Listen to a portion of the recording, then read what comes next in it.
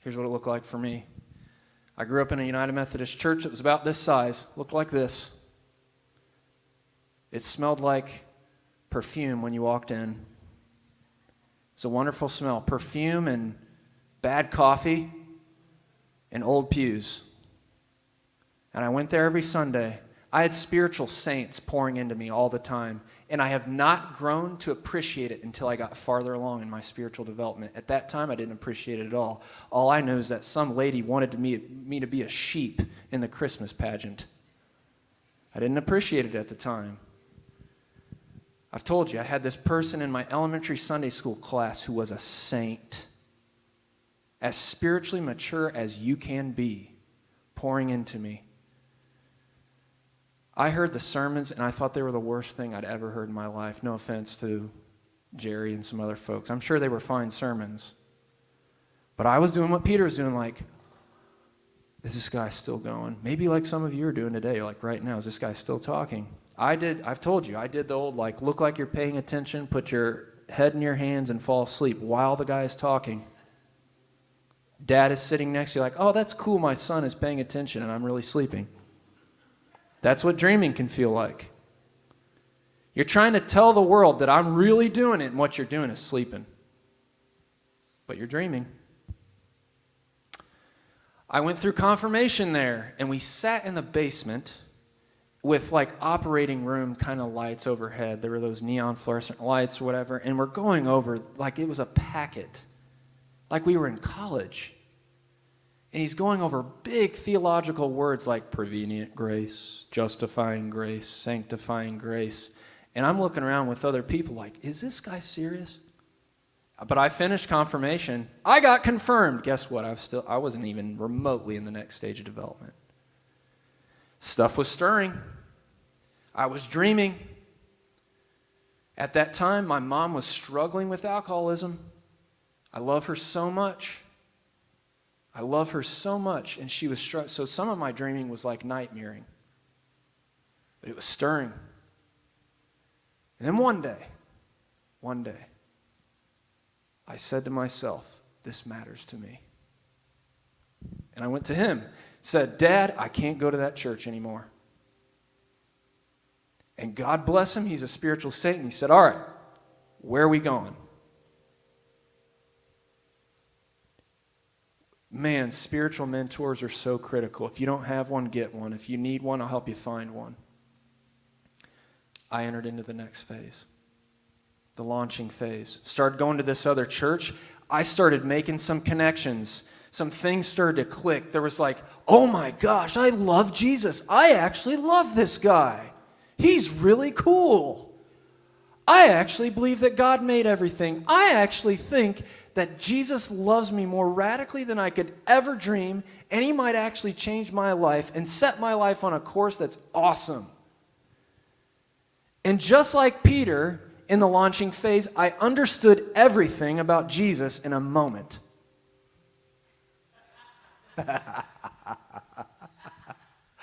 Oh, man. Oh, wouldn't that be cool if that's how it was? Wouldn't that be cool? Peter, in the launching phase, has no idea who Jesus is. Zero. Peter has no idea. He has no idea what following Jesus means. He thinks he does.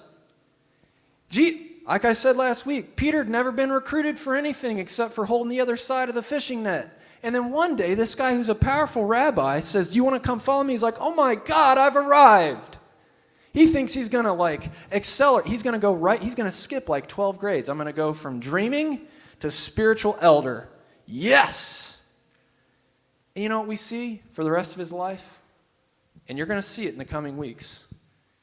He constantly gets it wrong. He constantly experiences disruption. He constantly faces disorientation. Like when you hit your head super hard and maybe you're a little concussed, that's what Peter looks like half the time. You're going to see it in the coming weeks. One time, he's like, the first stage of spiritual development launching can be awesome, exhilarating. Maybe it's the first time you feel healing, you feel forgiven. It's like, this is great. I love Jesus. Guess what happens in chapter 2?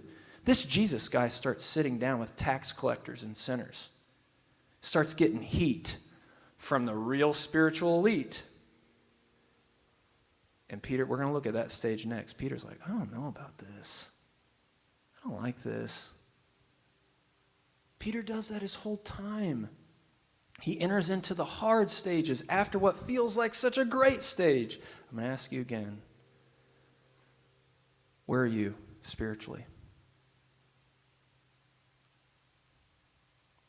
What stage of development are you in? Are you dreaming? Have you launched?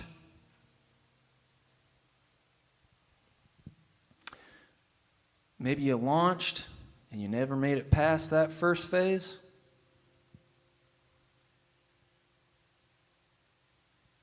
You can share now if you'd like.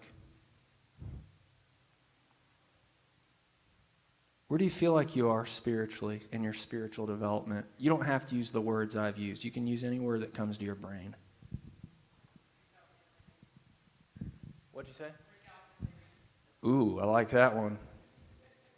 Christy says she's in the spiritual stage of recalculating. We're going to get to that one. That one's a toughie. I don't know. Maybe it's not how you're experiencing it. Peter, it was rough.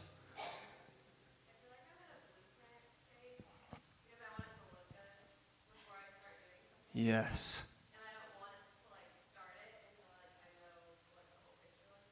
Yes. Thank you, Hannah. Isn't that how we all want it?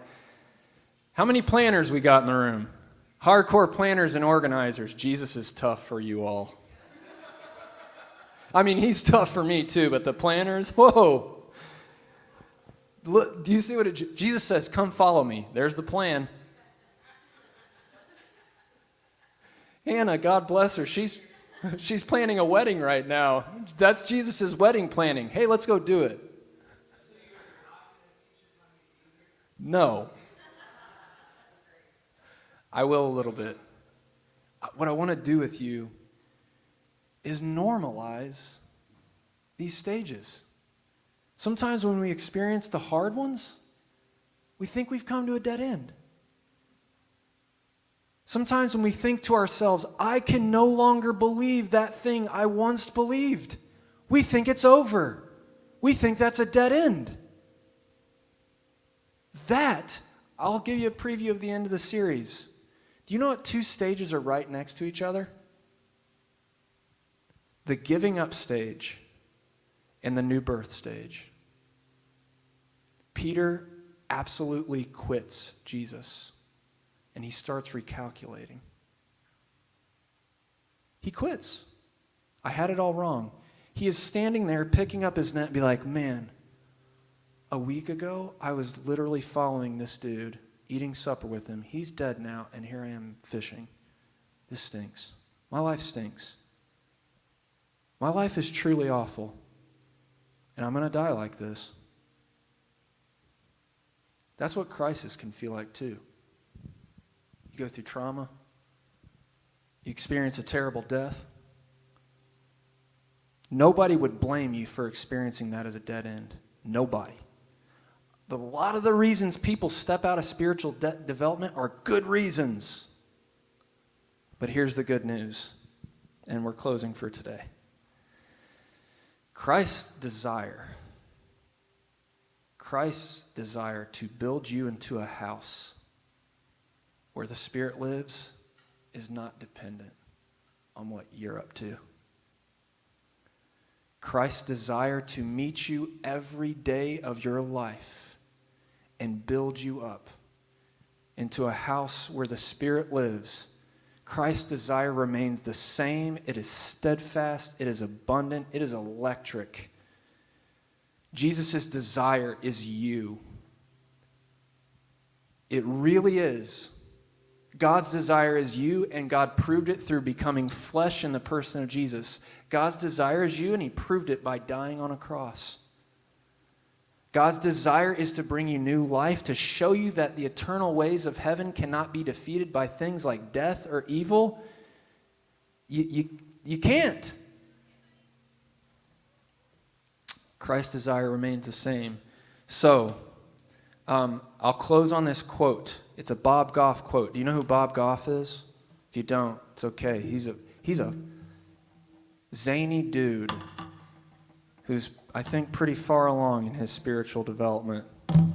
He has this book called Love Does. Pretty good book. Some of us are reading it together. He took his kids out on 10-year-old adventures. When they turned 10 years old, he'd let them do anything they wanted. Sounds pretty awesome, right? I think I went to Chuck E. Cheese as a 10-year-old. Looking back, it's like, I think I might have aged out of Chuck E. Cheese. It was still a good time. He took his kids wherever they want to go, and his daughter was like, I want to have like high tea party in London. I think Bob has a little more money than me, because Bob said yes.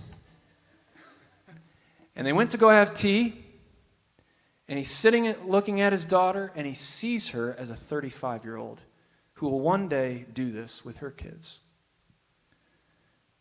And Bob says, I've thought about what God must see when he looks at us. Like I saw my 10-year-old turning 35, I imagine God sees who we'll all become too. Here's the big thing. This is the good news. I imagine God sees who we'll all become too if we start RSVPing yes to God's invitations and go after the things God has made us to love. It's not all planned out for us. And that's where most people get too nervous to take the next step. But know this, when Jesus invites us on an adventure, he shapes who we'll become with what happens along the way. He shapes who we'll become with what happens along the way. Here's the first step for all of us today. RSVP, yes, again. I encourage you to think about that this week. What is RSVPing to God's invitation? What does it look like for you?